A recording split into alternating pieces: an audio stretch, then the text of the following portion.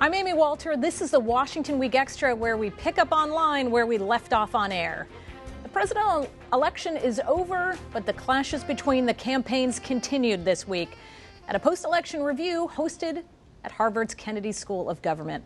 Phil, you were up in Cambridge this week. These are normally these very cordial, professional affairs. They are. And yet it seemed to turn into a fiery hot mess. That's right. This is this is the quadrennial conference of campaign managers that Harvard's Institute of Politics runs, and they're normally very cordial, respectful, everyone talking about their strategies. And in this case, the tensions were so raw, the emotions were just erupting in the room, and it really came to the fore. Set the scene, because you have a table with the two campaigns on either side, right? It's a long conference table, and you have 6 of the top advisors from the Trump campaign facing 6 of the top advisors from the Clinton campaign, moderated by a few journalists, and then the room is filled with other journalists and other campaign operatives.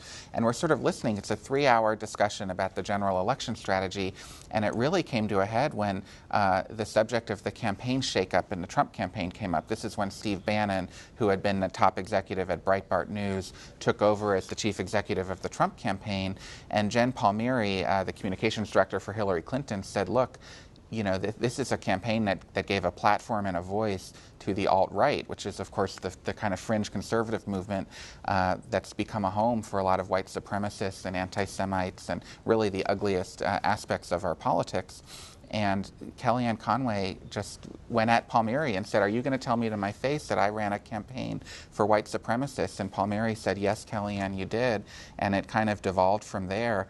Joel Benenson, the Clinton strategist, said, don't claim, Donald Trump, that you have a mandate. You lost the popular vote.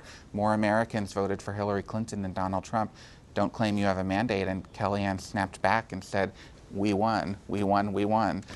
So there was a lot of gloating from the Trump officials, but there was also a lot of defensiveness from the Clinton team, and they did not really come to terms, I don't think, with why she lost. There was a lot of blame for the media, for James Comey, the FBI director, for the negative campaigning by Trump and his team, but not really a grappling with Hillary Clinton's inherent and fundamental weaknesses as a candidate and some of the strategic decisions that they made along the way. Absolutely. And Carrie, is this sort of a microcosm then for how the country is dealing with this election, where you're going to have Democrats in this camp, Republicans in this camp, and it's going to be really hard to think of ways to get them to get back together? It absolutely is. But I don't think this is really anything new. I think we've seen this build up. This is a culmination of a pattern that's been building since, I think, George W. Bush and his election in 2000, which was just an extraordinarily polarizing event when you had, again, he lost the popular vote, won the Electoral College with the help of the Supreme Court. And I think that's where we really saw this extraordinary divide and tension. And you saw it build through the Obama years when covering politics in Washington. Nobody would see eye to eye on anything. And I think it's only bound to sort of accelerate and deepen. And as someone who's been in Washington for a number of years, I don't know how you guys feel. It's so hard sometimes to see how any of this gets rolled back and sort of anything happens on a bipartisan nature here in this town. Yeah. And I think that was going to be the case, Clinton or Trump, really, but it's pretty pronounced now. The other thing I would say is that, to how you were talking about Kellyanne saying, well, we won and we won, it reminds me of Barack Obama. Like, one of his first meetings with Republicans and the members of Congress was, a confrontation with then Majority Leader Eric Cantor, who was Republican, and he said, well, we won. Elections have consequences. And, then he just wound up spending the next, he got some things done in 2 years when the Democrats were in charge, but then he spent the next 4 to 6 years just really struggling to get anything done. And so, there's a sort of comeuppance that comes at a certain point. But the one thing that Mitch McConnell, the majority leader, has warned his party about is not to overread their mandate.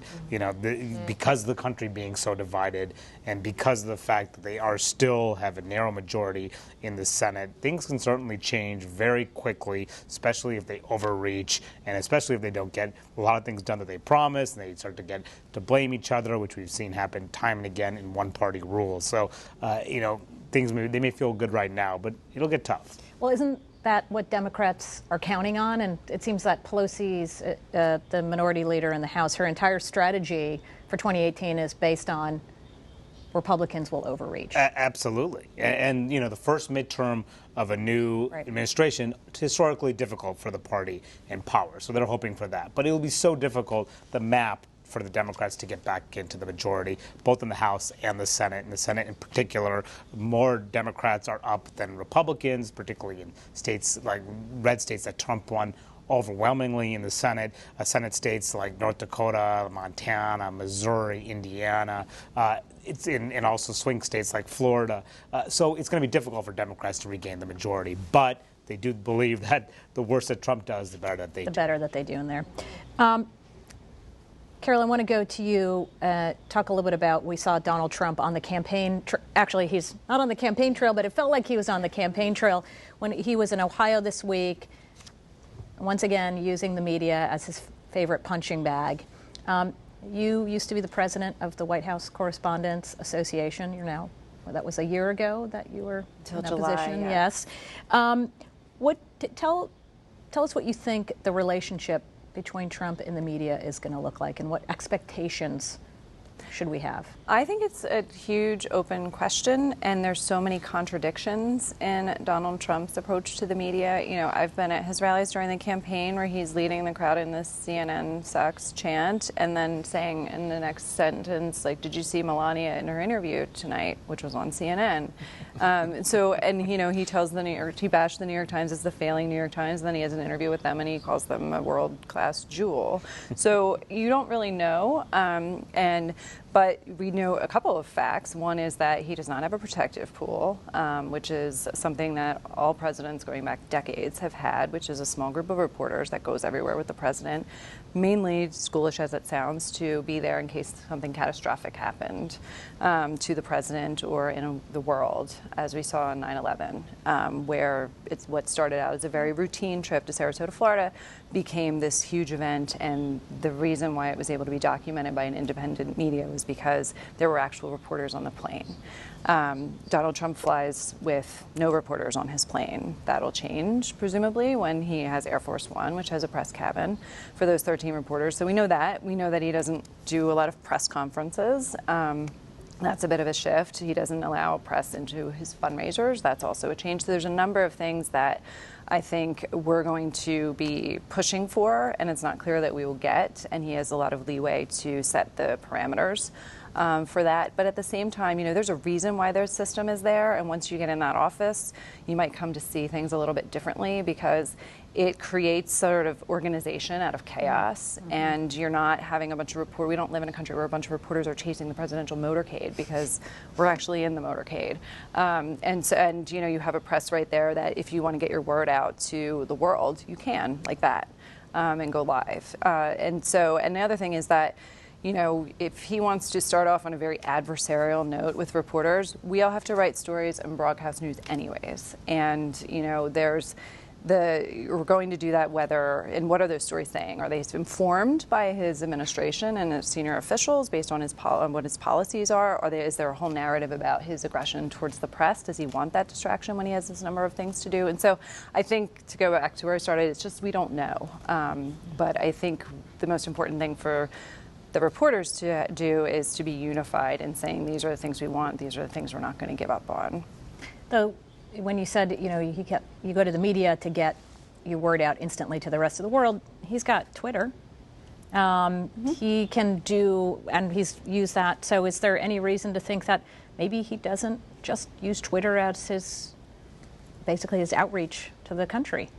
He certainly could. I mean, he could use Twitter. He's been using YouTube videos to put out his statements to the American people, which, you know, as soon as they come out, they're live on cable news, and we're writing about him at the Washington Post. And, you know, he can make a statement that way instead of to the press, and it certainly would challenge the kind of customs and norms of the free press in this country. But he's entitled to do it if he wants to. I tend to agree with Carol, though, that he's going to become president and figure out that there's a structure here, there's a briefing room here for a reason, there's a pool for a reason, and try to use it to his advantage as opposed to throw everybody out. Yeah, and I think what you've seen with the Obama administration is that it's been a balance, and sometimes it leans one way or the other. Like when President Obama named Elena Kagan as Supreme Court nominee, there was this video put out by the White House with their videographer, and like, we caught up with Elena Kagan on the colonnade, and it's like, well, yeah, because you're there. You have access to it, and we don't. Right. Yeah. But it was like, you know, and it created this, what we would call propaganda, not an independent video interview with running into Elena Kagan. And at the same time, then, you have a press secretary who comes and has to answer questions from the media every day.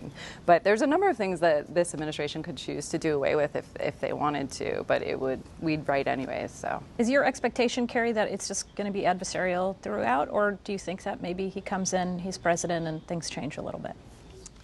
I want to hope for the best, and but we have to prepare and expect the worst. Really, I assume it's just not going to be the way. It's not going to be normal or traditional, and I think my concern as an editor is that that it's just.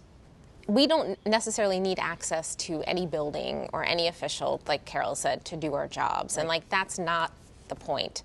I would just love for our jobs not to be made unnecessarily more difficult. And I do believe that he will have incentives that are different than the ones he has now, and he will learn the power of sort of appearing in the Rose Garden with assembled media, answering questions, looking presidential. I think he's going to kind of like that. He's going to like going into the briefing room. These are the images that he has watched his entire life. He's very captive to those types of things. Why wouldn't he want to do that, right? And he needs a press there then to do it. I think the thing that frightens me a little bit is the push he's getting from people like Sean Hannity and Newt Gingrich, who are talking about sort of just having propaganda shops and just giving, and that's just a sort of, that is frightening. And there's a way to push back against that, because some media organizations, including CNN and other TV networks, refuse to run some footage with the recent meeting with Trump and the Japanese Prime Minister, because they would only release their own footage, did not allow pool cameras in there to shoot it and do an independent coverage of it. So there are ways that could prevent him from getting his message out, but I don't know if he takes that message. I mean, think about it. He's going to want to sit in the desk in the Oval Office and deliver statements, right? I mean, I think the question then is, do we have access to that as we normally would? Right. He's going to love that stuff. Totally. Right? Totally. It's just like, how could he not? This is better than any Trump Tower.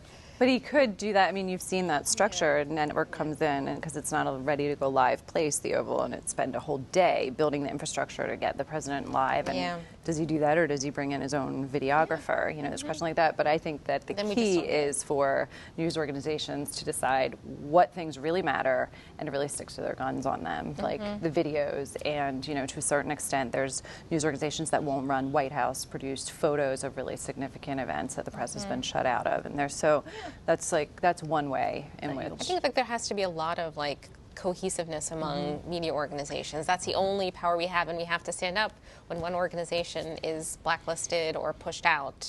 That's going to be the test, in my view, of whether we can stand together. It's not just whether the New York Times gets kicked out, it's whether Politico gets kicked out or anybody else, and that's on us. And the Trump folks have shown themselves very adept at kind of trying to play media organizations off of each other and reporters, and that's something else that people are going to have to really resist. Well, thank you, guys. And thanks everybody for watching. There's more online, including this week's Washington Weekly News Quiz. You can check that out, and we'll see you on the next Washington Week Extra.